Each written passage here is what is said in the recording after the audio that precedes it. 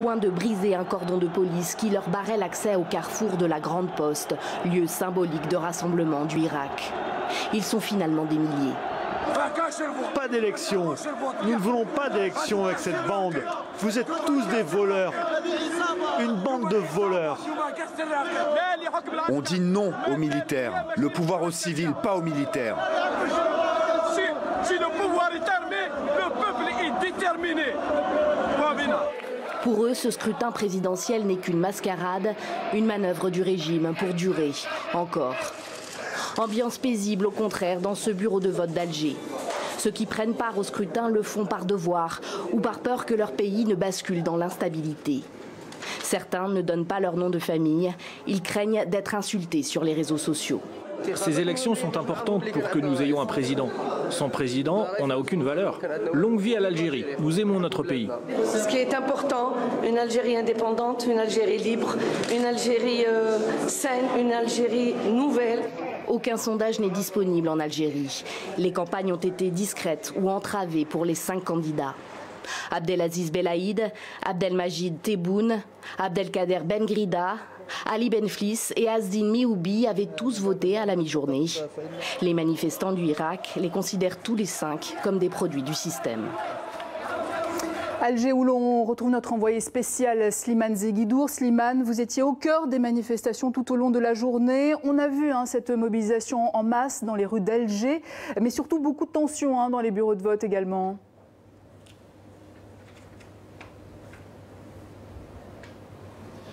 Oui, le centre d'Alger était toute la journée dans une tension absolument survoltée. Et au moment où je vous parle, il y a encore derrière moi, dans le ciel et au-dessus, donc, un hélicoptère qui, en position géostationnaire, qui surveille la situation. Et en fait, un des enjeux de ces remous aujourd'hui à Alger, c'est que les protestataires voulaient gagner la place de la Grande Poste, qui est le lieu géométrique, le lieu emblématique de la protestation. Ils voulaient encore retourner sur place comme ils le font depuis 10 mois pour dire non. Et le défi était relevé par les forces anti-émeutes qui voulaient justement les en empêcher. Et pour cause, pour que ce vote n'ait pas de couac. Eh bien, à la fin de la journée, les protestataires ont réussi à investir la Grande Poste au cri de indépendance, indépendance, indépendance, moyennant quelques escarmouches très violentes, mais très très brèves, assez maîtrisées, plusieurs arrestations musclées auxquelles j'ai assisté, ce qui ne rendait d'ailleurs pas le travail des journalistes extrêmement facile. Bref, c'est une journée extrêmement chaude à Alger. On est maintenant à 1 heure de la fermeture des bureaux. Jusqu'à plus ample informé et sous réserve d'inventaire, apparemment dans les 64 000 bureaux de vote, le vote s'est quand même déroulé, moyennant des incidents plus ou moins sérieux, sur lesquels on n'est pas encore suffisamment informé, tellement le pays est vaste et il n'y a pas une coordination nationale qui informe sur ce qui se passe dans tous ces bureaux de vote, à part évidemment la télévision d'État, qui depuis 8 heures du matin, sans discontinuer, montre des carrousels de votants qui vont devant la caméra dire combien ils étaient enthousiastes, heureux d'avoir accompli leur devoir. Slimane Zeguidour, qu'on retrouvera dans nos prochaines éditions. Merci beaucoup. Et en plateau avec moi, Amel Boubaker, vous êtes chercheuse en sociologie à l'ENS et spécialiste de la politique algérienne. Jean-Pierre Filiou, politologue, auteur d'Algérie, la nouvelle indépendance aux éditions du Seuil. Bonjour à vous deux. Amel Boubaker, vous revenez tout juste d'Alger. Il y a un chiffre qui apparaît et c'était le gros enjeu, c'est évidemment le taux de participation, 20,43% à 15 heures, donc inférieur au scrutin de 2014. En même temps, ce n'était pas une surprise. Oui, je ne suis pas certaine que ce fut le gros enjeu, en tout cas pas du côté des Algériens ni du côté du régime. La présidentielle, finalement, n'apparaît que comme une formalité à remplir, une case à cocher. Et ça a été dit partout, notamment sur cette chaîne, le vrai enjeu commencera au 13 décembre. La capacité, donc demain. Donc demain. Et la capacité des Algériens de reprendre la rue. Ils ont annoncé, lorsque Gaïd Salah a annoncé qu'il y aurait le 12 des élections, les Algériens ont répondu en masse qu'il y aurait le 13 13 une manifestation. Donc finalement, c'est acté. On aura demain très certainement un nouveau président. Mais est-ce que ça change fondamentalement la donne et la capacité du Hirak d'abandonner la négociation et de forcer, en tout cas de continuer à mettre la pression sur l'armée pour entrer dans une négociation ouverte sur les demandes qui sont les leurs, qui sont les siennes? Non, je ne pense pas que l'élection fût ici une question décisif principale. du coup aujourd'hui, cette journée du 12. Jean-Pierre Filiou, on va revenir un petit peu sur ce chiffre quand même, 20,43%. D'où il vient ce chiffre? On ne sait pas d'où il vient, donc je crois qu'il ne faut pas y revenir trop longtemps. Ce qui est fascinant, c'est que c'est cette question de la participation qui est posée, et en même temps que le mouvement pacifique, ça a été rappelé par Slimane Zeguidour, a maintenu ce pacifisme avec très peu d'incidents dans les bureaux de vote. Ceux qui voulaient voter, on les a laissés voter, on ne les a pas intimidés. Et puis, ce qui me frappe le plus, évidemment, c'est ce slogan « Indépendance, indépendance, indépendance » qui a été scandé encore aujourd'hui au cœur d'Alger.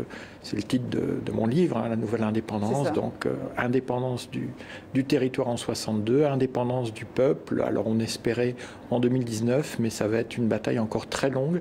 Et ce qui est certain, c'est que le Hirak ne va pas relâcher la pression, et on le verra dès demain, j'en suis convaincu. Et le taux d'abstention était prévu en Algérie, mais aussi dans la diaspora à Paris. Comment a-t-elle voté, cette diaspora, ou pas? Portrait croisé signé Sophie Goldstein. Ils sont de la même génération. L'un est né en Algérie, l'autre en France. Deux binationaux, le premier a voté pour la présidentielle en Algérie, l'autre a boycotté. Nous avons voulu savoir ce qui les sépare et ce qui les rassemble. Hassen Boukhelifa est avocat et engagé, fier de sa double identité et de ses racines berbères. Un père venu travailler dans les mines du Nord, 7 frères et sœurs qui ont réussi. C'est à contre-cœur que moi, j'ai appelé, avec des centaines de milliers, d'autres millions d'Algériens et de Franco-Algériens, à ne pas aller voter. Pourquoi? Parce que les conditions ne sont absolument pas réunies pour que le vote soit transparent, libre et indépendant. Boycotter le vote pour ne pas se compromettre avec le régime en place depuis l'indépendance et qui ne cherche qu'à perdurer. Quelques rues plus loin, Waheb, venu étudier en France, il y est resté. Retraité, il est scrutateur au consulat d'Algérie où l'atmosphère est plutôt tendue. Il faut surveiller les urnes, en tous les cas. Chaque candidat a un surveillant, plus une directrice, pour veiller à ce que tout se passe bien.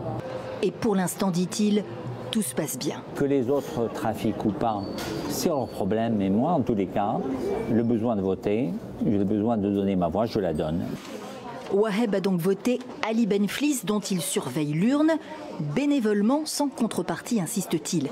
C'est l'un des 5 hommes en lice pour cette présidentielle. Je suis toujours fidèle au même candidat, que j'estime que c'est un grand homme et que c'est le seul à pouvoir sortir d'Algérie de ce marasme. Question, l'ancien Premier ministre peut-il incarner le renouveau réclamé par les Algériens ? Pour lui, oui, c'est l'homme de la transition en attendant l'émergence de nouvelles têtes.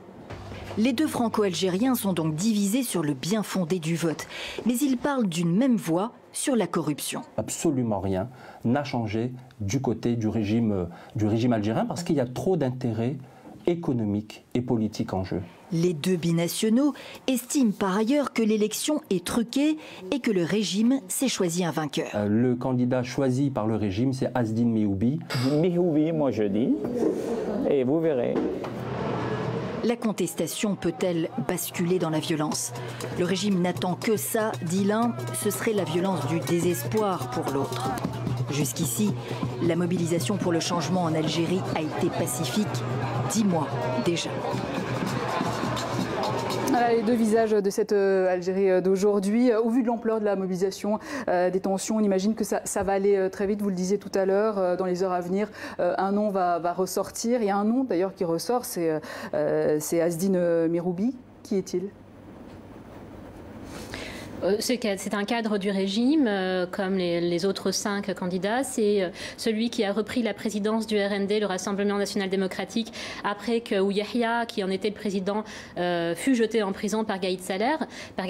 On parlait tout à l'heure d'indépendance. En réalité, ce qui se passe depuis 10 mois, et cet épisode des transitions en fait partie, c'est une déclaration d'indépendance politique des Algériens.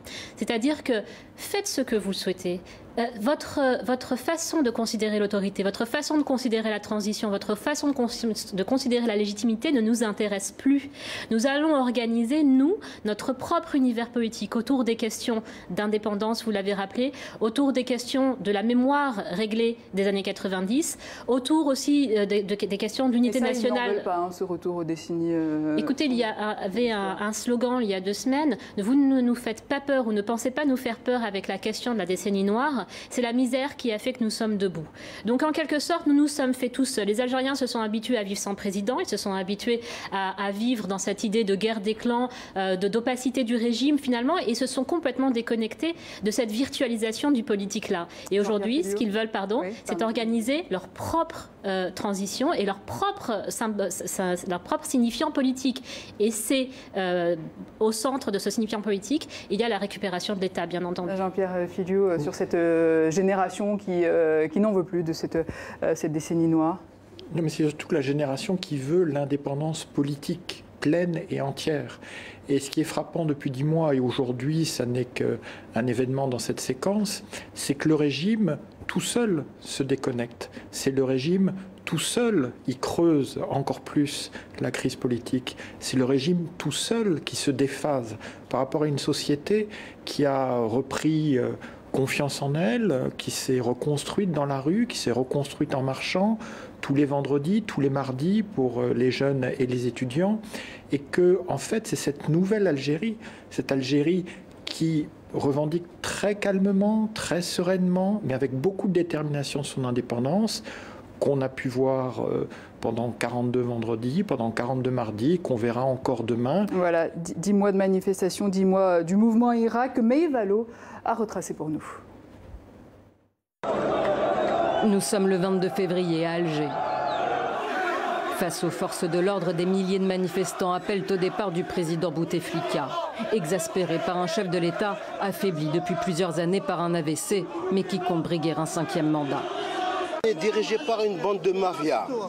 C'est la mafia qui nous gouverne et on ne peut rien dire. Le mouvement de contestation, le Irak, est lancé et ne s'arrêtera pas. Pacifique, les manifestants se retrouvent tous les vendredis et les mardis un peu partout dans le pays et les cortèges sont toujours plus impressionnants, soutenus par la diaspora. La conférence nationale indépendante fixera souverainement la date de l'élection présidentielle à laquelle je ne serai en aucun cas candidat. Le 11 mars, Abdelaziz Bouteflika dit renoncer à la magistrature suprême et reporte sine die le scrutin présidentiel prévu dans un mois. Mais la rue veut plus. L'armée jusque-là sourde change le ton et de discours. Dans ce contexte, il devient nécessaire, voire impératif, d'adopter une solution pour sortir de la crise. Bouteflika est déclaré inapte et doit démissionner. Le chef d'état-major Gaïd Salah nomme un pur produit du régime comme président par intérim. Or, les manifestants exigent désormais un changement radical. L'armée durcit le ton. Des drapeaux berbères surgissent dans les manifestations. Le pouvoir les accuse de vouloir diviser le pays. Une nouvelle présidentielle est prévue début juillet, mais faute de candidats, elle est annulée. Septembre, le pouvoir convoque la présidentielle pour le 12 décembre. 5 candidats retenus, les contestataires appellent au boycott. Plusieurs dizaines d'activistes se trouvent actuellement derrière les barreaux. Les ONG dénoncent une répression toujours plus brutale, mais le verrou de la peur a bel et bien sauté en Algérie. Voilà, et cette question, jusqu'où cette guerre d'usure, Jean-Pierre Filiou ? Elle continuera tant que le général Gaïd Salah, donc le chef d'état-major, qui est le véritable maître du pays, ne fera pas un geste enfin sincère en direction de la population pour permettre une transition authentique. Mais ce sera une solution à l'algérienne et le patriotisme qui anime, à l'évidence, ces millions d'Algériennes et d'Algériens devrait leur permettre enfin de trouver cette solution à l'algérienne pour sortir de la crise actuelle, mais sur la base d'une indépendance politique enfin reconnue. Le Irak et préservée. peut devenir un mouvement politique ou pas, avec un représentant ? En fait, la question de la représentativité, elle est centrale dans la tête de ceux qui pensent que la solution est dans les mains du Hirak. Aujourd'hui, le rapport de force fait que c'est bien évidemment à l'armée et au régime d'ouvrir une parenthèse. Et je pense que la façade présidentielle retrouvée, même si ce sera un président à l'évidence beaucoup moins légitime que ne l'était Bouteflika au début de ses mandats, va permettre à l'armée de faire d'engranger un semblant de transition, des consultations par-ci, une conférence nationale, peut-être même qu'on va nous sortir du chapeau une nouvelle génération de hauts cadres, de hauts gradés, dépolitisés, professionnalisés, et Gaïd Salah sera sacrifié.